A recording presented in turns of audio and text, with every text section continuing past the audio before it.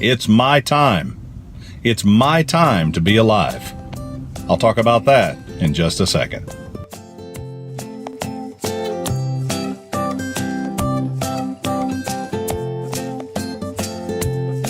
You know, folks, in Ephesians, we're told that God has called us and prepared works for us to do within our lifetime.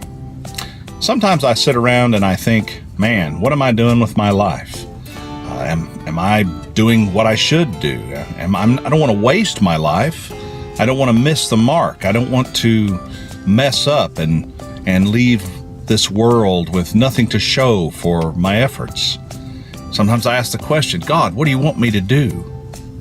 I know that a lot of us struggle with those questions of what our purpose is. There are all kinds of books about it. There's all kinds of things about it. But I think I have a little insight as to maybe really and truly how we should think about such things. You know, I think a lot of us, we compare ourselves to other people. You might think of yourself as someone who wants to work for the Lord, but you're not a Billy Graham. Maybe you want to write and speak on his behalf, but you're not a Ravi Zacharias or a C.S. Lewis. But you see, I think what we're doing, folks, is making the mistake of trying to copy someone else. God doesn't want you to be anyone else. He wants you to be you, whatever that means.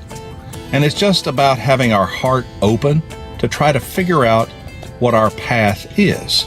I know that my gifts are to teach, so I teach Sunday school. I sing a little bit, so I sing in church sometimes.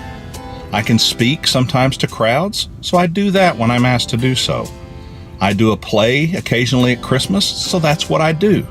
I know my talents aren't in other areas, and I know there are areas that I wouldn't be any good at, especially auto mechanics. But the things that I do, I try to do as well as I can, so that the good Lord will be pleased with what He has prepared for me to do. You see, all of this is set up ahead of time, and all I have to do is pay attention and be aware of where I need to be, and listening to the voice of God when He brings someone into my life. The important thing to get from this is that you are special and unique, and God has works created for you. Don't ever sit at home and think, well, what can I do? I don't have any talents.